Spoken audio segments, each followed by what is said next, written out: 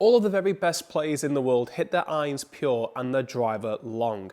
And one of the most overlooked reasons for this is how they set themselves up at the top of the backswing. Where all of them get to, where they set the club at the top, sets them up for effortless power and consistency. Now let me ask you something. How many times have you reached the top of your backswing knowing that you're going to strike the golf ball pure or hit that driver long? Well, if you're finding this as you at the moment, you're not alone. Many golfers struggle to find that consistency because they don't know what's going to happen from the very top of the golf swing, because they're simply not set up for the downswing, making ball striking and hitting straighter, longer shots very hard for you to do. But here's the good news. What I'm about to show you is going to give you a very simple tip to help you set up into the top of the backswing like we see all the tour players do with their irons and the driver, to help you compress the ball miles better with your irons and hit your driver much longer and, more importantly, straighter as well. So let's first dive into what it is that actually the pros all have in common. So just taking a look at the same videos we had playing at the very start, what do all these great players have in common here? And it's something all of them have in their swings. I can almost guarantee you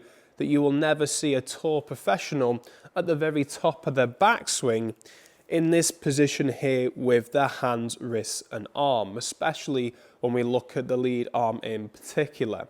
We always see the tour professionals at the very top of the golf swing have this flatter left wrist angle, lead wrist in the top of the backswing, favouring a little bit more towards the flex position, where we see a slight little bit of a bend here as opposed to this cupping effect at the top. Now, why is this? Well, if we were to get this very much so cupping motion here, and we were just to turn into the golf ball, that leaves the club face massively open. If we were just to hold this angle on the way down.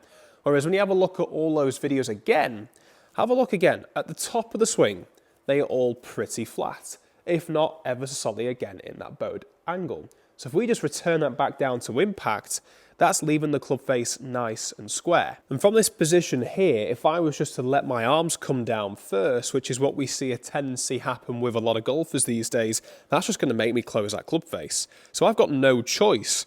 But with this wrist angle that the pros do every single time, to get to the very top of my golf swing and to rotate, to start that golf swing in the correct sequence on that downswing. And this is how we set up for success. So let's dive into the tip that's going to help you getting to a flatter, straighter lead wrist position at the very top of the golf swing. So if I was just to rehearse that movement all the way up to the top of the swing, the only way I could get my wrist into this cupped position in the first place is by taking the club back like this. Or we get this rolling sensation of the hands with the logo on my glove here facing towards the ceiling, where almost my lead hand in particular gets on top of my trail hand.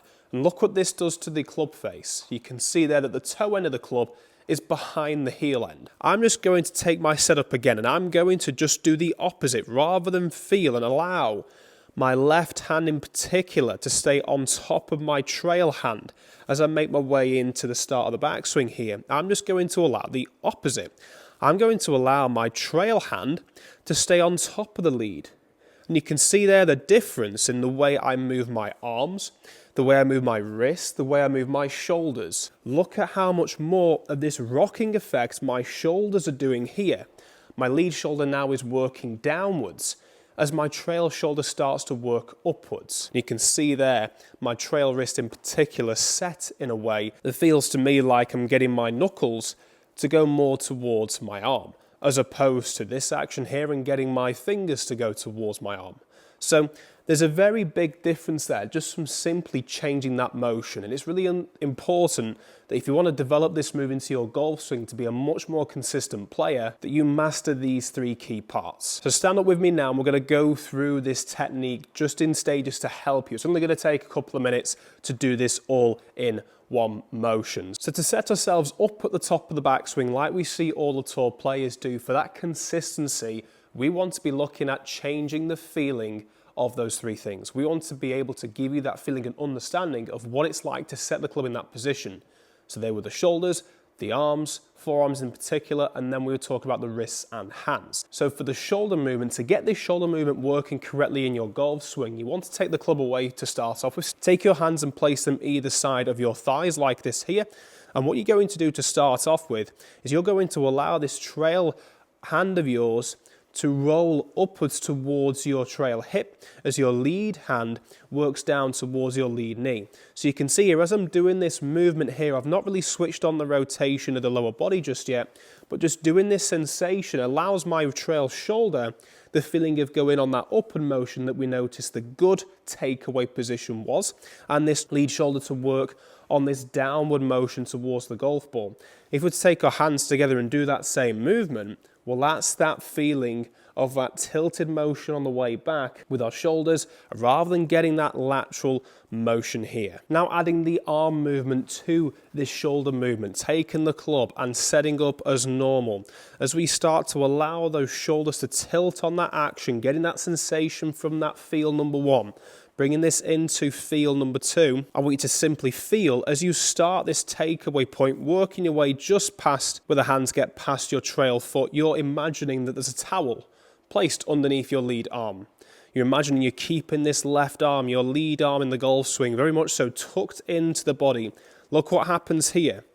My lead arm now is staying very static, and all the movement is coming from the shoulders to set this club up. And look at where the club face is there. Toe and the club is miles ahead of that heel end. So we're on the right track here. Once you've rehearsed that a couple more times, we can start adding the final point with the hands and the trail hand in particular hinging upwards on this motion here, where it's almost like we're getting that palm to face towards the ground.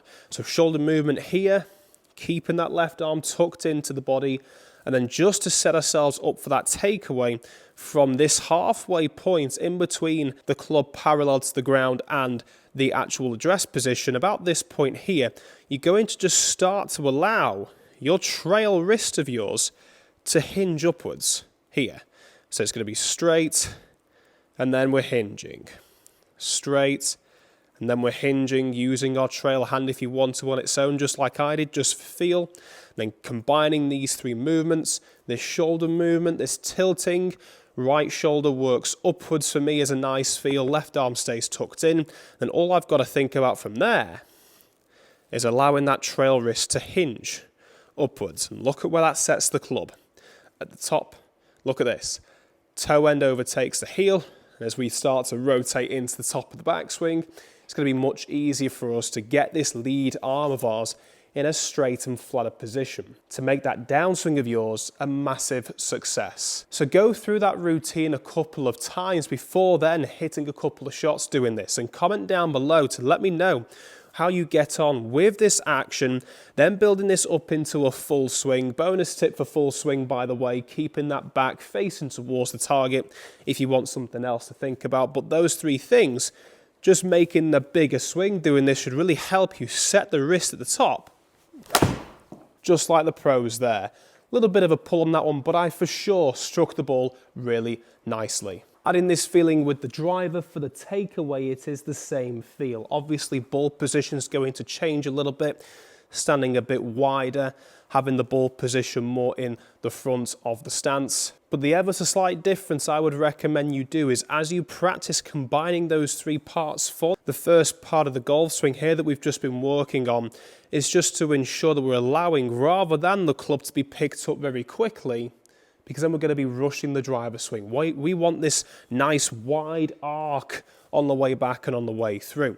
So as you're practicing this on the backswing, just allow the driver head to brush the ground for as long as you can, just to really help you set the club in that really great position to control the club face, control the golf swing, but also keep the width and the tempo in the driver swing. Nice little bit of a fade, curving back towards the target.